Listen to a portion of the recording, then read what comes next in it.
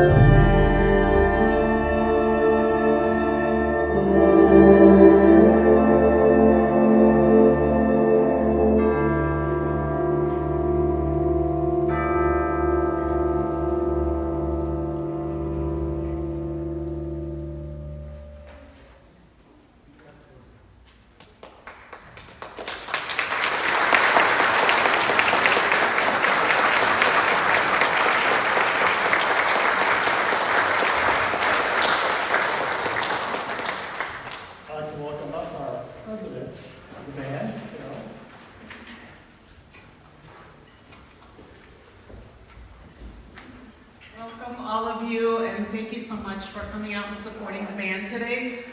Most of all, we are so happy that you're here. That's a wonderful support for us, and you braved the horrible California weather this weekend. We thank you for attending our concerts, and especially we thank you for your financial support of our band.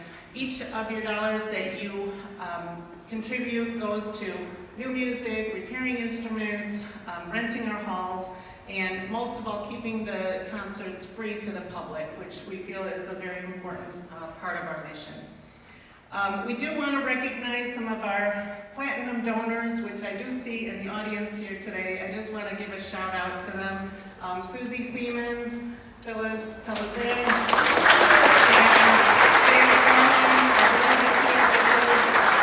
thank you especially for very generous donations. And I would like to point out that there is a raffle of a beautiful basket in the lobby, so please contribute to that also. But thank you for being here.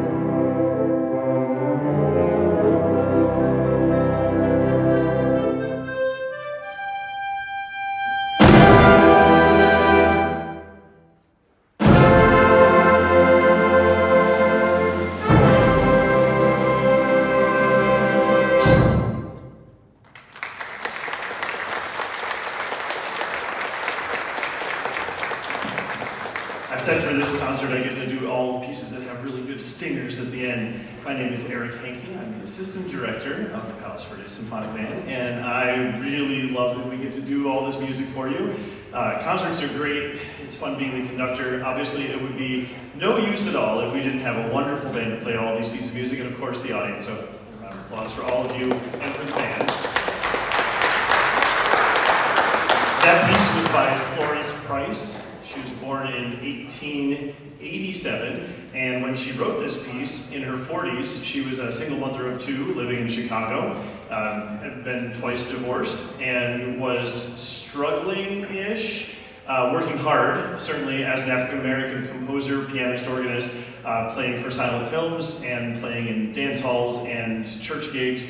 But she also composed this, the Symphony No. 1, which includes this piece, Juba Dance, and is the first piece to be premiered by, I don't know how you determine major American orchestra, but the Chicago Symphony premiered this for her in 1933, being the first African-American female composer premiered by a major symphony orchestra in the United States. Juba Dance is based on music from slaves when they weren't allowed to have instruments. And so all the things that you were hearing us recreate were originally done with singing and also what you would think of as Bobby McFerrin style body percussion, which was really, it existed before this, but this, especially Juba Dance, really brought it together in the 1800s as well as in Florence Price's music. So hope you enjoyed all of that little bit of history. And now we go on to the last piece of the first half. I try not to play favorites. People always ask me, Mr. Hankey, what is your favorite piece of music? What's your favorite instrument? And this is definitely one of them. So Clifton Williams lived in San Antonio, Texas in the 1960s. He was commissioned to write 5 pieces, and the famous one is the one we're going to play. They're supposed to give you an auditory pictorial history of San Antonio for their 25th anniversary in 1964. You can do all that math. And so this is the famous one. This is Fiesta, which is supposed to sound like post-colonial Spanish fun times in the city square. And so you hear several different visuals.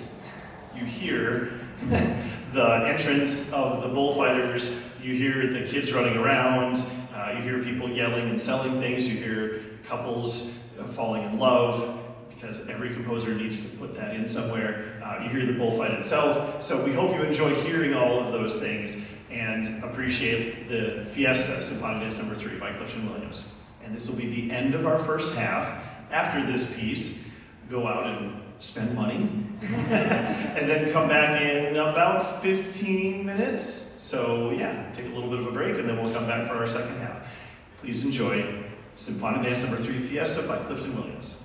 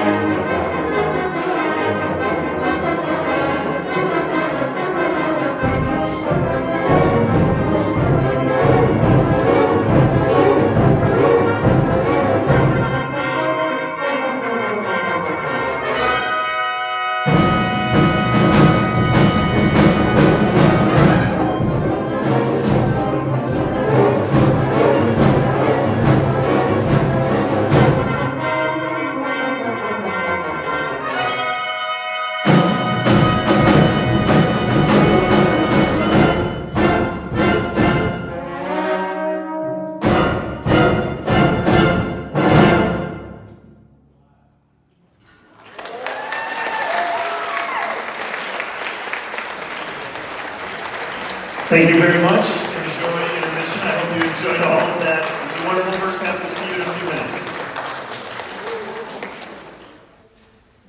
We're reseating. She must be close.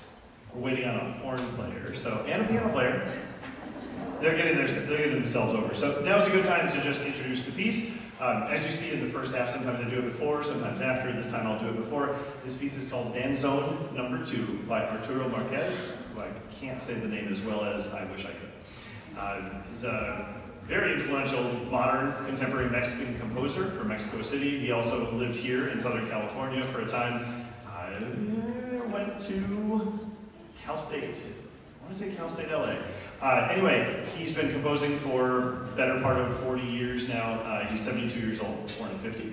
And he has written 9 pieces that he calls Danzón, which are dance, obviously. This is his Danzón No. 2, which I believe is probably his most famous one, probably because it was made famous by Gustavo Dudamel, not only with LA Phil, but also with the touring youth orchestra, which I can't remember the name of.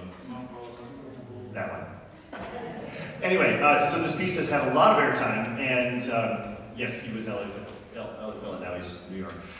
Anyway, it has had a lot of airtime, and it actually is meant to evoke all of his danzones, but this one in particular are meant to evoke a particular place and time in Mexican history. And so this is from the state of Veracruz, and he said that he was inspired to write this piece after attending ballroom dancing. There was a class and then ballroom dancing afterwards, and this is where the piece came from, which I think makes perfect sense.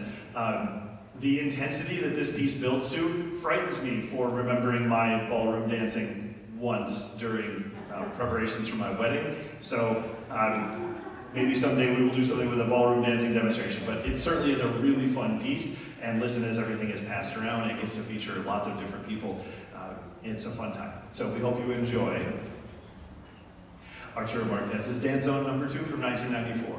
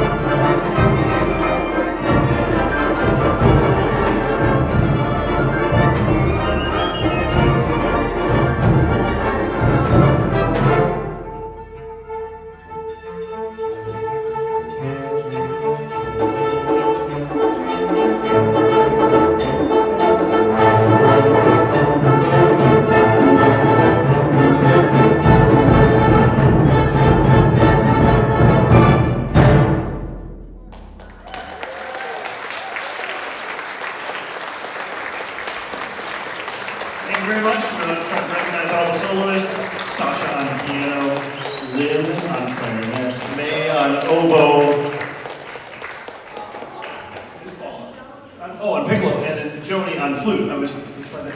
Greg on trumpet. Bill on bassoon. Unintentionally, we are missing a bassoon today, unfortunately. So we're glad that Bill's on bassoon. Soprano sax, Austin on soprano sax. The whole percussion section. The whole beautiful low brass woodwind section that makes all of that, the beat happen. And of course, everybody, give one more round of applause. Thank you very much. And we'll bring Mark back out for the second half of our concert. Thank you very much.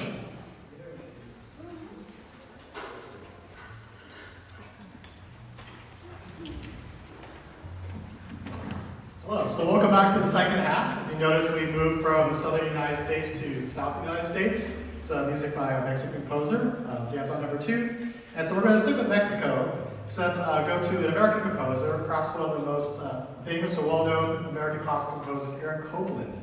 Aaron Copland wrote music you're probably all familiar with, although you may not know the name of it. He wrote Panther for a Common Man, which is found in many sports type videos in the background. And also Appalachian Springs, a well-known tune, contains the Simple Gift Shaker melody that, again, you're probably familiar with, but you perhaps don't know the name. And for that piece, he actually won the Pulitzer Prize, which is the big award given to one person from the United States every year. So we're going to turn to a different piece. Copland actually enjoyed spending time in Mexico. He spent his summers there. And so he came up with the idea of taking these Mexican folk tunes he heard and creating a piece, specifically music he heard at this saloon, El Salon, Mexico, that's Mexico City. So he put this together, and it's a very different piece than perhaps maybe what you've heard from the typical Copland that's played on television and movies. There's a lot of strident, distant harmonies you're going to hear in it to invoke the character, the surroundings that he's in, as well as extensive use of polyrhythm, which has been a challenge for the group, but they're coming along here. So polyrhythm, most music we listen to has like a nice constant beat. You always hear the phrase like it has a good beat. And sometimes in music we might break that into 2 parts, 1, 2, 1, 2, 1, 2, called a duple. And other times you'll hear music where it's broken into 3, 1, 2, 3, 1, 2, 3, 1, 2, 3. So that's a triple meter. But all throughout most music we have this nice constant beat that we're trying to keep. What Copland does in polyrhythm in general is instead of keeping that beat constant, it's that subdivision that's kept constant. And what he does is he switches between 2 and 3 all over the place. So what we get is this, instead of this steady beat, for example, in the beginning, the piece goes, if I can remember it, 1, 2, 3, 1, 2, 3, 1, 2, 3, 1, 2, 3, 1, 2, 1, 2, 1, 2, 3, 1, 2, 1, 2, 1, 2, 1, 2, 1, 2, 3, 1, 2, 1, 2, 1, 2. So this beat's constantly changing. It's not a steady thing here. So it has a lot of rhythmic excitement, a lot of variations to music. And so this piece, El Salon, Mexico, is actually a 13-minute piece approximately, originally written for orchestra. We're playing transcription, and we're just going to cover the first half to give you a flavor of this polyrhythm here, these different types of harmonies. So we're going to play about 6 minutes worth of this El Salon, Mexico transcription. So I hope you enjoy. Listen again for those harmonies, and also see if you can feel the beats and challenge you.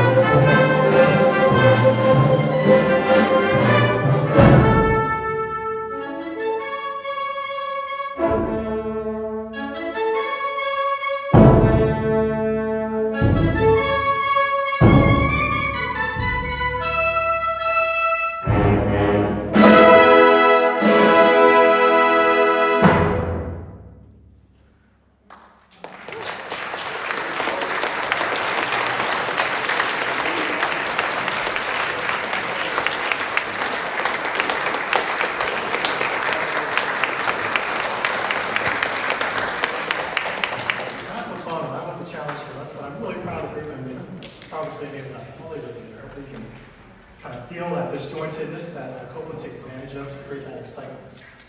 We're going to move from Mexico to actually a little bit of Cuban-type music. We're going to play a piece called Alegre, which in Spanish means joyful. And it's centered around a modern Cuban groove that's going to highlight the links between the music and dance. So dance and music are very intertwined in this type of music. And it's going to feature some improvisation, so you'll see some soloists throughout this piece. It's actually written by an American composer, United States composer, who was born in Cuba, Tanya Leon. And she's also another Pulitzer Prize winner, very recently in 2021. So this is Alegre, and I hope you enjoy.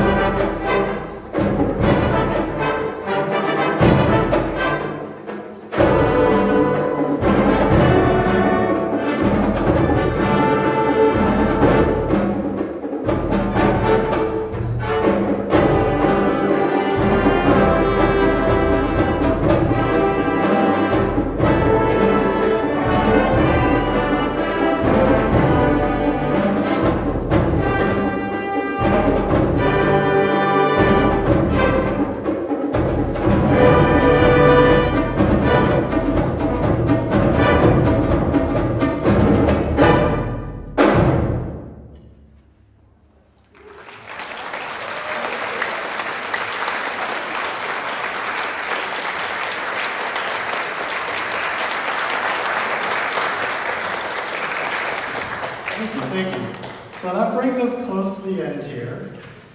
Thank you very much for coming. Thank you for the church here, this community church, for hosting us. And we hope to see you back for future concerts. Please check out our website, pbsband.org. We'll post our future concerts. We'll still narrow that down, but we definitely will have some things coming up in the summer for sure as well. So for our final two here, we're going to go back to another Pulitzer Prize winner. This one's best known probably for his work involving a musical about the Secretary of State. I'm of course talking about Lin-Manuel Miranda, who composed Hamilton, as well as other things like Moana, and another Disney tune which we're going to play here. Before we get to that though, we have a raffle I know you're looking forward to.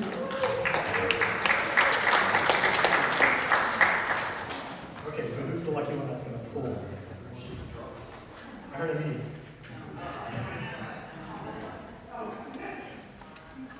Who's going to draw it? I'll draw it. Okay.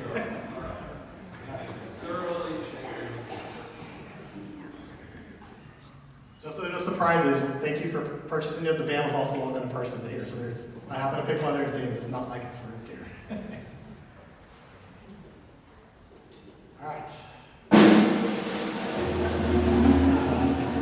Luz, sorry, my glasses. Luz Yama. Oh, cool. All right. Please.